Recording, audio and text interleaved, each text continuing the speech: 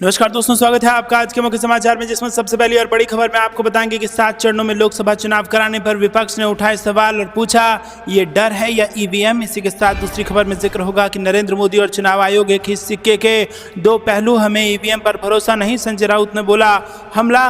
खबर में आगे जिक्र होगा कि आरजेडी ने भी ईवीएम को लेकर दिया बड़ा बयान और आयोग से कर दी बड़ी मांग और दूसरे दलों ने भी किया है इसका समर्थन। खबर में आगे आपको बताएंगे कि सार्वजनिक जगहों से पीएम मोदी की तस्वीर हटाने को लेकर चुनाव आयोग को भेजा गया नोटिस और खबर में आगे जिक्र होगा कि मोदी सरकार लोगों को भेज रही है व्हाट्सएप मैसेज और कांग्रेस ने कहा कि आचार संहिता का उल्लंघन कर रही है भाजपा।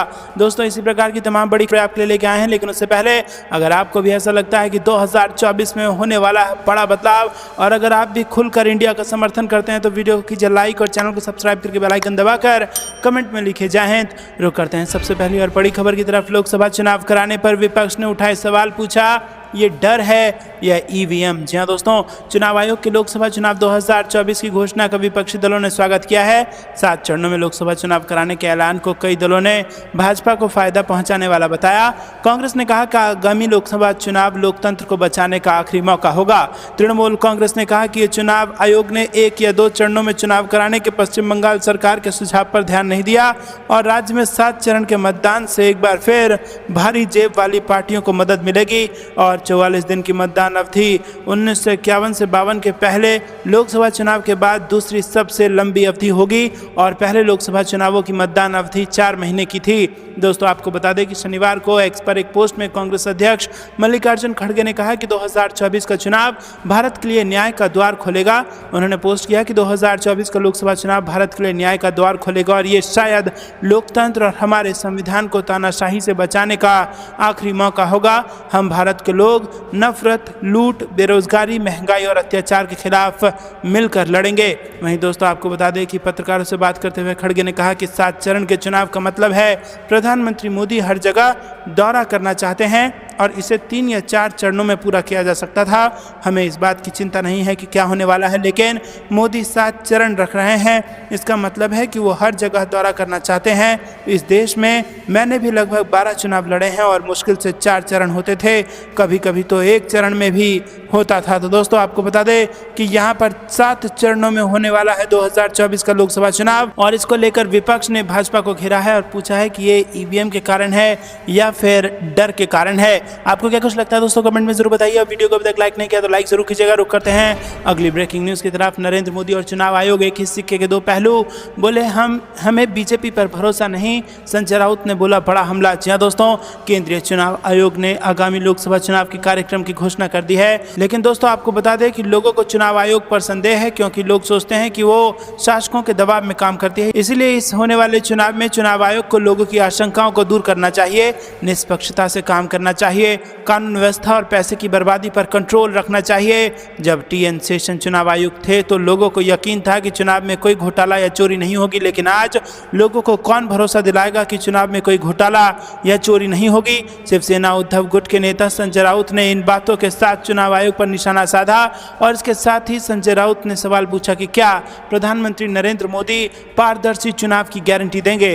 दरअसल जिस आम लोकसभा चुनाव का पूरा देश बेसब्री से इंतजार कर रहा था, उसकी घोषणा केंद्रीय चुनाव आयोग ने कर दी है और नवनियुक्त चुनाव आयुक्त ज्ञानेश कुमार और सुखबीर सिंह संधू ने मुख्य चुनाव आयुक्त राजीव कुमार के साथ लोकसभा चुनाव की तारीखों का ऐलान कर दिया है। और इसके बाद आयोजित प्रेस कॉन्फ्रेंस में संजय राउत ने चुनाव आयोग की कार्यप्रणाली पर भी निशाना साधते हुए सत्ता पक्ष पर जमकर तीर चलाए। राउत ने कहा कि हमने चुनाव का सामना करके बदलाव की नींव तैयार की है, हम देश की आज़ादी को बरकरार रखने के लिए प्रतिबद्ध हैं, लेकिन जनता के मन में चुनाव आयोग को लेकर संदेह है क्योंकि आम धारणा है कि आयोग अपनी कार्यप्रणाली के कारण वर्तमान सत्ताधारियों के दबाव में काम कर रहा है। रुक करते हैं अगली ब्रेकिंग न्यूज की तरफ। आरजेडी ने चुनाव आयोग से कर दी बड़ी मांग और विपक्षी नेताओं का मिला समर्थन। जी हां दोस्तों, आपको बता दें कि आरजेडी ने चुनाव आयोग से आगामी लोकसभा चुनाव में ईवीएम से पहले पोस्टल बैलेट की गिनती कराने की मांग दोहराई है और बिहार के मुख्य निर्वाचन पदाधिकारी ने सभी राजनीतिक दलों को बुलाया था। बैठक में राष्ट्रीय जनता दल ने पार्टी का पक्ष रखते हुए कहा कि मतगणना के अंतिम परिणाम की घोषणा पोस्टल बैलेट की गिनती करने के बाद ही की जाती है। उसकी गणना पहले कराकर उम्मीदवारों को प्राप्त समाप्त मतों की घोषणा करने के बाद ईवीएम की गिनती कराने में भी उतना ही समय लगेगा जितना पोस्टल बैलेट की गिनती बाद में कराकर अंतिम परिणाम घोषित करने में। आरजेडी प्रतिनिधिमंडल में शामिल आरजेडी प्रवक्ता ने कहा कि 2020 के बिहार विधानसभा चुनाव में पोस्टल बैलेट की गिनती ईवीएम के बाद कराने पर अंतिम परिणाम को प्रभावित करने की कई शिकायतें मिली थी। इसीलिए मतगणना की पारदर्शिता और निष्पक्षता के लिए जरूरी है और आरजेडी के इस मांग को बैठक में शामिल अन्य राजनीतिक दलों ने भी समर्थन दिया है। आरजेडी प्रवक्ता ने बताया कि भारत के मुख्य निर्वाचन आयुक्त जब पटना आए थे तो उस समय भी आरजेडी द्वारा उनके सामने ये मांग रखी गई थी। दोस्तों, मुख्य निर्वाचन पदाधिकारी द्वारा बुलाई गई बैठक में पार्टी के प्रदेश उपाध्यक्ष, प्रदेश प्रवक्ता और प्रदेश मुख्यालय प्रभारी शामिल हुए। रुक करते हैं अगली ब्रेकिंग न्यूज़ की तरफ। सार्वजनिक जगहों से पीएम मोदी की तस्वीर हटाने को लेकर चुनाव आयोग को भेजा गया नोटिस। जी हां दोस्तों, लोकसभा चुनाव 2024 को लेकर चुनाव आयोग ने तारीखों का ऐलान कर दिया है। इसके साथ ही चुनाव आचार संहिता भी लग गई है और इस मामले में अब पुणे बीआरडी के वकील असीम सरोदे और पर्यावरणविद विश्वंभर चौधरी ने चुनाव आयोग को एक नोटिस भेजा है और इसमें मांग की गई है कि स्वतंत्र चुनाव के लिए सार्वजनिक स्थलों से पीएम मोदी की तस्वीरें हटाई जाएं। दरअसल वरिष्ठ वकील और पर्यावरणविद ने आयोग को भेजे कानूनी नोटिस में कहा है कि स्वतंत्र और निष्पक्ष चुनाव प्रचार सुनिश्चित करने के लिए सार्वजनिक, सरकारी और अर्ध सरकारी स्थानों से प्रधानमंत्री नरेंद्र मोदी की तस्वीरें हटाने की मांग की है। शनिवार को भेजे गए नोटिस में वकील ने ईसीआई से सभी सरकारी और अर्ध सरकारी निकायों को कार्यालयों, हवाई अड्डों, हवाई जहाज़ों, रेलवे स्टेशनों, ट्रेनों, मेट्रो बस स्टेशनों और बस स्टॉप पीएम मोदी की तस्वीर हटाने का निर्देश देने को कहा है। नोटिस में कहा गया है कि महाराष्ट्र के 2 उप मुख्यमंत्री के साथ पीएम मोदी की तस्वीरें लगी रहना आदर्श आचार संहिता का उल्लंघन होगा, क्योंकि प्रधानमंत्री सत्तारूढ़ पार्टी के स्टार प्रचारक हैं। और इसमें कहा गया है कि हम सुझाव देते हैं कि चुनाव आयोग कार्यालयों को प्रधानमंत्री की तस्वीरों को सबसे उपयुक्त तरीके से ढकने का निर्देश दे। रुक करते हैं अगली ब्रेकिंग न्यूज़ की तरफ। मोदी सरकार लोगों को भेज रही व्हाट्सएप मैसेज, कांग्रेस बोली आचार संहिता का है ये उल्लंघन। जी दोस्तों, आपको सरकार की तरफ से व्हाट्सएप पर एक संदेश मिला होगा।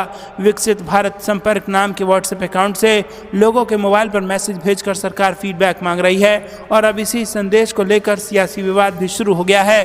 कांग्रेस का कहना है कि चुनाव के ऐलान के बाद भी भाजपा अपने प्रचार के लिए सरकारी मशीनरी का इस्तेमाल कर रही है। बता दें कि सरकार की तरफ से भेजे जा रहे इस संदेश में प्रधानमंत्री मोदी की तरफ से एक लेटर भी अटैच रहता है और विपक्ष का कहना है कि सरकारी डेटाबेस का इस्तेमाल करके एक राजनीतिक प्रोपेगेंडा चलाया जा रहा है। कांग्रेस की केरल यूनिट ने सोशल मीडिया प्लेटफॉर्म एक्स पर व्हाट्सएप की पेरेंट कंपनी मेटा को टैग करते हुए कहा है कि विकसित भारत संपर्क नाम के वेरीफाइड बिजनेस अकाउंट से लोगों के पास मैसेज भेजा जा रहा है और केरल कांग्रेस ने कहा कि इस संदेश में लोगों से फीडबैक भी मांगा गया है।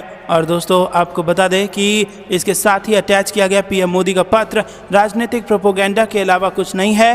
कांग्रेस ने कहा है कि पीएम मोदी इसके जरिए अपनी पार्टी का प्रचार कर रहे हैं और इस्तेमाल सरकारी डेटाबेस का हो रहा है। ऐसे में व्हाट्सएप का भी राजनीति के लिए गलत इस्तेमाल किया जा रहा है। केरल कांग्रेस ने सरकार की पॉलिसी का स्क्रीनशॉट भी शेयर किया और इसमें कहा गया है कि कंपनी किसी राजनीतिक दल, राजनेता, राजनीतिक प्रत्याशी या फिर राजनीतिक प्रचार के लिए मैसेजिंग ऐप का इस्तेमाल प्रतिबंधित करती है। रुक करते हैं अगली ब्रेकिंग न्यूज़ की तरफ। कांग्रेस ने चुनावी बॉन्ड योजना में मुखौटा कंपनियों की मौजूदगी पर उठाए सवाल और मोदी सरकार को जमकर घेरा। जी दोस्तों, कांग्रेस के वरिष्ठ नेता दिग्विजय सिंह ने शनिवार को हैरानी जताई कि शीर्ष कॉरपोरेट कंपनियां चुनावी बॉन्ड योजना से गायब हैं, जबकि मुख्य दानदाता मुखौटा कंपनियां हैं। दिग्विजय ने इंदौर में संवाददाताओं को संबोधित करते हुए कहा कि प्रधानमंत्री नरेंद्र मोदी ने कहा था कि उनकी सरकार ने सभी फर्जी कंपनियों को बंद करने के लिए मजबूर किया है। उन्होंने कहा कि यह आश्चर्य की बात है कि इन कंपनियों ने चुनाव के लिए पैसा नहीं दिया। मुखौटा कंपनियां पैसा दे रही हैं। जिन फर्जी कंपनियों को ना कोई कारोबार है ना मुनाफा, वो हजारों करोड़ का चंदा कैसे दे रहे हैं, इससे प्रधानमंत्री बेनकाब हो गए हैं। झारखंड के पूर्व मुख्यमंत्री हेमंत सोरेन की सराहना करते हुए सिंह ने कहा कि सोरेन ने केंद्र द्वारा दुरुपयोग की जा रही जांच एजेंसियों के सामने झुकने के बजाय जेल जाना पसंद किया। आगामी चुनावों पर प्रतिक्रिया देते हुए सिंह ने आरोप लगाया कि ईवीएम के माध्यम से वोट चुराए जा रहे हैं और दावा किया जा रहा है कि वो इसके खिलाफ लड़ रहे हैं। दोस्तों, आपको क्या कुछ लगता है कमेंट में जरूर बताइए और वीडियो को अभी तक लाइक नहीं किया है तो लाइक जरूर कीजिएगा। रुक करते हैं अगली ब्रेकिंग न्यूज़ की तरफ। क्या एनडीए को बिहार देगा झटका? चुनाव के पहले तेजस्वी यादव दिखे कॉन्फिडेंट और बोला ये चौंकाने वाले होंगे नतीजे। जी हाँ दोस्तों, कांग्रेस नेता राहुल गांधी की भारत जोड़ो न्याय यात्रा का समापन मुंबई में हो रहा है और इसमें शामिल होने के लिए मुंबई जाने से पहले रविवार को पूर्व डिप्टी सीएम तेजस्वी यादव ने मीडिया से बात की। इस दौरान उन्होंने कहा कि लोकसभा चुनाव की तारीखों का ऐलान हो गया है और लोकतंत्र का सबसे बड़ा पर्व, हम लोग पूरी तरह तैयार हैं, हम लोग पूरी तरह कॉन्फिडेंस में हैं और बिहार में चौंकाने वाले नतीजे आएंगे और लोगों में अंडर करंट महागठबंधन के पक्ष में है और 10 साल में केंद्र ने बिहार के लिए कोई काम नहीं किया। तेजस्वी यादव ने कहा कि बिहार को विशेष राज्य का दर्जा केंद्र सरकार ने नहीं दिया, न विशेष पैकेज मिला। पिछले 10 साल में केंद्र सरकार ने बिहार की मदद नहीं की। नीतीश एनडीए में चले गए और कुछ बोल नहीं पा रहे हैं। वैसे नीतीश हमारे अभिभावक हैं, नीतीश की मजबूरियों को हम लोग समझ रहे हैं। रुक करते हैं अगली ब्रेकिंग न्यूज की तरफ। राहुल गांधी बोले बीजेपी शोर मचाती है लेकिन उसमें संविधान को बदलने का साहस नहीं है, सच्चाई और जनता का समर्थन है हमारे साथ। जी हाँ दोस्तों, कांग्रेस के पूर्व अध्यक्ष राहुल गांधी ने कहा कि सत्तारूढ़ बीजेपी शोर बहुत मचाती है लेकिन उसमें संविधान को बदलने का साहस नहीं है। राहुल गांधी ने यह भी कहा कि सच्चाई और देश की जनता उनके साथ है। बीजेपी सांसद अनंत कुमार हेगड़े ने हाल में कहा था कि उनकी पार्टी को संविधान में संशोधन करने के लिए और कांग्रेस द्वारा इसमें जोड़ी गई अनावश्यक चीजों को हटाने के लिए संसद के दोनों सदनों में 2/3 बहुमत की आवश्यकता होगी। इसके बाद बीजेपी ने हेगड़े की टिप्पणियों से पैदा हुए विवाद को शांत करने की कवायद में इसे उनका निजी विचार बताया और उनसे स्पष्टीकरण मांगा था। राहुल गांधी मुंबई में महात्मा गांधी के आवास मणिभवन से अगस्त क्रांति मैदान तक न्याय संकल्प पदयात्रा करने के बाद यहां एक सभा को संबोधित कर रहे थे। रुक करते हैं अगली ब्रेकिंग न्यूज की तरफ। भारत जोड़ो न्याय यात्रा समाज में जागरूकता लाएगी, प्रियंका गांधी ने दिया ये बड़ा बयान। जी हाँ दोस्तों, आपको बता दें कि कांग्रेस महासचिव प्रियंका गांधी ने शनिवार को मुंबई के धारावी में कहा कि भारत जोड़ो न्याय यात्रा समाज में जागरूकता लाएगी। प्रियंका गांधी ने कहा कि सरकार जनता से तथ्य छिपा रही है और देश की हकीकत जानने और लोगों को जागृत करने के लिए राहुल गांधी ने भारत जोड़ो न्याय यात्रा निकाली है। पिछले 10 सालों में महंगाई बेरोजगारी कम नहीं हुई, बड़े बड़े योजनाओं कर इसे कारगर साबित होने का दिखावा किया जा रहा है लेकिन हालात ऐसे नहीं हैं। जीएसटी और नोटबंदी से देश की जनता को भारी परेशानी हुई है। अग्निवीर से जुड़ने को युवा तैयार नहीं है और 4 साल की सैन्य सेवा के बाद ये युवा इस स्थिति में है कि क्या करे। प्रियंका गांधी ने कहा है कि बीजेपी सरकार गरीबों के लिए नहीं सिर्फ अमीरों के लिए काम कर रही है। मणिपुर से शुरू हुई राहुल गांधी की ऐतिहासिक भारत जोड़ो न्याय यात्रा 6700 किलोमीटर की दूरी तय करने के बाद 16 मार्च को मुंबई के चैत्य भूमि पर समाप्त हुई और इस मौके पर राहुल गांधी डॉक्टर विश्व रत्न बाबा साहेब अंबेडकर को प्रणाम किया और संविधान की प्रस्तावना पढ़ी। रुक करते हैं अगली ब्रेकिंग न्यूज की तरफ। कांग्रेस नहीं होती तो आज़ादी नहीं मिलती, बीजेपी नहीं होती तो दंगे नहीं होते, संजय राउत का तीखा हमला। जी हाँ दोस्तों, कांग्रेस नहीं होती तो देश को आज़ादी नहीं मिलती और कांग्रेस नहीं होती तो देश को नेतृत्व नहीं मिलता। पंडित नेहरू से लेकर मनमोहन सिंह तक लोकसभा चुनाव से पहले ये बड़ा बयान दिया है उद्धव ठाकरे यूबीटी गुट के शिवसेना सांसद संजय राउत ने। जी हाँ दोस्तों, यहाँ पर राउत ने कहा है कि अगर कांग्रेस नहीं होती तो पाकिस्तान के 2 टुकड़े नहीं होते। मीडिया से बात करते हुए उन्होंने कहा कि ज्ञान विज्ञान और टेक्नोलॉजी में देश ने जो प्रगति की है ये सब कांग्रेस की वजह से ही हुआ है। दरअसल बीजेपी की तरफ से एक किताब लॉन्च की जा रही है जिसका शीर्षक है कांग्रेस नहीं होती तो क्या होता। और इसके बारे में जब मीडिया ने संजय राउत से सवाल किया तो उन्होंने देश में कांग्रेस के योगदान के बारे में बताया और कांग्रेस की जमकर तारीफ की। उन्होंने कहा कि अगर देश में कांग्रेस नहीं होती तो ये देश अखंड नहीं रहता। बीजेपी पर हमला करते हुए उन्होंने कहा कि ऐसी बहुत सी बातें हैं जो बीजेपी के लोगों के समझ से ऊपर हैं, ऐसे में लोग ये बात नहीं समझेंगे। रुक करते हैं अगली ब्रेकिंग न्यूज की तरफ। किसानों महिलाओं के लिए कांग्रेस लाई नई गारंटी, पार्टी जल्द खोलेगी नया चुनावी दाव। घोषणा को लेकर जयराम रमेश ने खोले पत्ते। जी हाँ दोस्तों, लोकसभा चुनाव 2024 की तारीखों का ऐलान होने के बाद सभी पार्टियों ने अपनी चुनावी तैयारियां तेज कर दी हैं। कांग्रेस ने भी घोषणा की है कि वो जल्द ही अपना चुनावी घोषणा पत्र जारी करेंगे। कांग्रेस महासचिव जयराम रमेश ने प्रेस कॉन्फ्रेंस में कहा कि परसों कांग्रेस की कार्य समिति की बैठक होगी, उसमें चर्चा होगी और इसके बाद कांग्रेस अपना घोषणा पत्र या संकल्प पत्र जारी करेगा। सभी गारंटियां घोषणा पत्र से ही आएंगी। उन्होंने कहा कि राहुल गांधी ने मोहब्बत की दुकान का नारा दिया था। उन्होंने नारी न्याय, युवा न्याय, किसान न्याय, श्रमिक न्याय, हिस्सेदारी न्याय की बात कही। उन्होंने कहा कि हम जनता से 2024 के चुनाव में में 5 साल का जनादेश मांग रहे हैं। हम लोग 5 साल के लिए 25 गारंटी देंगे और 19 मार्च को कांग्रेस वर्किंग कमेटी की बैठक होगी और इसके बाद घोषणा पत्र जारी किए जाएंगे। रुक करते हैं अगली ब्रेकिंग न्यूज़ की तरफ। इंडिया एलायंस की दिल्ली की सभी 7 सीटों पर जीत तय, अरविंदर सिंह का बड़ा दावा। जी हाँ दोस्तों, आपको बता दें कि लोकसभा चुनाव 2024 के चुनाव की तारीखों के ऐलान के बाद सभी राजनीतिक दल चुनावी मोड में आ गए हैं और सियासी दलों के नेता अब एक दूसरे के खिलाफ पहले से ज़्यादा आक्रामक होकर बोलने लगे हैं। दिल्ली प्रदेश कांग्रेस कमेटी के अध्यक्ष अरविंदर सिंह लवली ने बीजेपी को निशाने पर लेते हुए उनके सांसदों द्वारा पिछले 10 वर्षों में किए गए विकास कार्यों का ब्यौरा मांगा है और उन्होंने आरोप लगाते हुए कहा है कि पिछले 10 वर्षों में बीजेपी के सभी सांसद जनता के बीच से गायब रहे हैं। उन्होंने कहा कि हालात ऐसे हैं कि बीजेपी को एक को छोड़कर अपने सभी उम्मीदवारों को बदलना पड़ा है और बीजेपी के किसी सांसद ने अपने क्षेत्र के फंड का पूरा उपयोग नहीं किया। अरविंद सिंह लवली ने आरोप लगाया है कि बीजेपी के किसी भी सांसद ने अपने निर्वाचन क्षेत्र के फंड का पूर्णतः उपयोग नहीं किया। सार्वजनिक परिवहन प्रणाली में सुधार करने, वायु और जल प्रदूषण को खत्म करने, नए स्कूल, कॉलेज और अस्पताल बनाने, कूड़े के पहाड़ों को कम करने, टूटी सड़कों की मरम्मत जैसे जनता के हित के विषय पर एक भी काम नहीं किया। रुक करते हैं अगली ब्रेकिंग न्यूज़ की तरफ। मोहब्बत का देश है भारत, भाजपा फैलाती है नफरत, मुंबई में केंद्र पर बरसे राहुल गांधी। जी हाँ दोस्तों, कांग्रेस नेता और वायनाड से सांसद राहुल गांधी के नेतृत्व में हुई भारत जोड़ो न्याय यात्रा का मुंबई में समापन हो गया। राहुल गांधी ने दक्षिण मुंबई में महात्मा गांधी के घर मणि भवन से न्याय संकल्प पद यात्रा निकाली और इस दौरान प्रियंका गांधी और महात्मा गांधी के परपोते तुषार गांधी भी शामिल हुए। इस दौरान राहुल गांधी ने कहा कि अगर भारत मोहब्बत का देश है तो नफरत क्यों फैलाई जा रही है। हम कहते हैं कि बीजेपी नफरत फैलाती है, लेकिन इस नफरत का कोई आधार होना चाहिए। इस देश में हर दिन गरीबों, किसानों, दलितों, महिलाओं और युवाओं के खिलाफ अन्याय हो रहा है। रुक करते हैं अगली ब्रेकिंग न्यूज़ की तरफ। रौब दिखाने के लिए सुरक्षा लेना 2 बीजेपी नेताओं को पड़ा भारी, अब चुकाने पड़ेंगे 2.5 करोड़ रुपए। जी हाँ दोस्तों, भाजपा नेता दिलीप शर्मा और सिंधिया समर्थक उनके भाई संजय शर्मा ने वर्ष 2012 में हाईकोर्ट में याचिका दायर करते हुए पुलिस सुरक्षा प्रदान करने की गुहार लगाई थी। याचिका में तर्क दिया गया था कि कुछ वर्ष पहले हुए हमले में उनके परिवार के एक सदस्य की मौत हो गई है और उनका परिवार असुरक्षित है और उसे खतरा है और इसीलिए उनके परिवार को सुरक्षा व्यवस्था उपलब्ध कराएं। इस पर सुनवाई करते हुए कोर्ट ने अंतरिम आदेश देते हुए सुरक्षा शुल्क लेकर सुरक्षा प्रदान करने का आदेश दिया था, लेकिन दोनों में से किसी ने भी पुलिस विभाग को एक भी रुपया नहीं दिया और अब मामला इतना फंस गया है कि अब चुकाने पड़ेंगे 2.5 करोड़ रुपए। जी हाँ दोस्तों, रुक करते हैं अगली ब्रेकिंग न्यूज़ की तरफ। चुनाव का ऐलान होते ही शुरू हुआ खेला, सपा ने किया सावधान, कहा फर्जी है ऐसी सारी लिस्ट। जी हाँ दोस्तों, आपको बता दें लोकसभा चुनाव 2024 की तारीखों का ऐलान होते ही सभी राजनीतिक दलों ने अपनी सक्रियता बढ़ा दी है। यूपी में एनडीए और इंडिया गठबंधन कई सीटों पर अपने उम्मीदवारों की घोषणा कर चुके हैं और इस बीच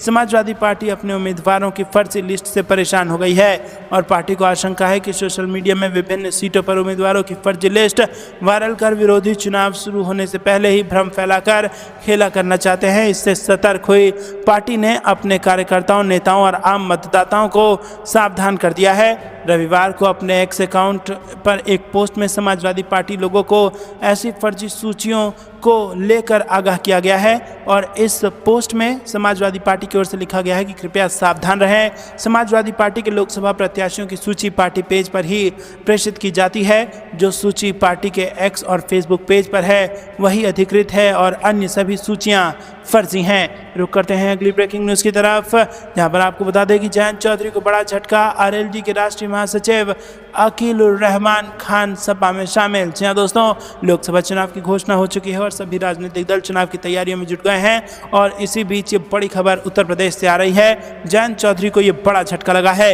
रुक करते हैं अगली ब्रेकिंग न्यूज़ की तरफ। लोकसभा चुनाव 7 चरणों में कराने को लेकर कांग्रेस अध्यक्ष खड़गे ने उठाए बीजेपी पर कई सवाल। जी हाँ दोस्तों, जिस चुनाव को 4 चरणों में कराया जा सकता था उसको 7 चरण में कराया जा रहा है, तो क्या ऐसा कर Bharatiya Janata party time gain कर रही है और क्या ज़्यादा पैसा खर्च कर पाएगी भारतीय जनता पार्टी? इसीलिए इस प्रकार का प्रयास करवाया गया है और दबाव में चुनाव आयोग से करवाया गया है, इस प्रकार के आरोप लग रहे हैं। आपको क्या कुछ लगता है कमेंट में जरूर बताइएगा। वीडियो को लाइक नहीं किया तो लाइक जरूर कीजिएगा। रुक करते हैं अगली ब्रेकिंग न्यूज़ की तरफ। चुनाव आयोग ने अरुणाचल प्रदेश, सिक्किम में मतगणना की तारीख बदली और अब कभी और आएंगे नतीजे। जी हाँ दोस्तों, आपको बता दें कि चुनाव आयोग की तरफ से लोकसभा चुनाव की तारीखों के साथ ही 4 राज्यों में विधानसभा चुनाव की भी घोषणा की गई है और आयोग ने उड़ीसा, अरुणाचल प्रदेश, सिक्किम और आंध्र प्रदेश के विधानसभा चुनाव के नतीजे भी लोकसभा चुनाव के नतीजे के साथ ही घोषित करने की घोषणा की थी। लेकिन अब आयोग की ओर से सिक्किम और अरुणाचल प्रदेश में मतगणना की तारीख में बदलाव किया गया है। रुक करते हैं अगली ब्रेकिंग न्यूज़ की तरफ। भाजपा को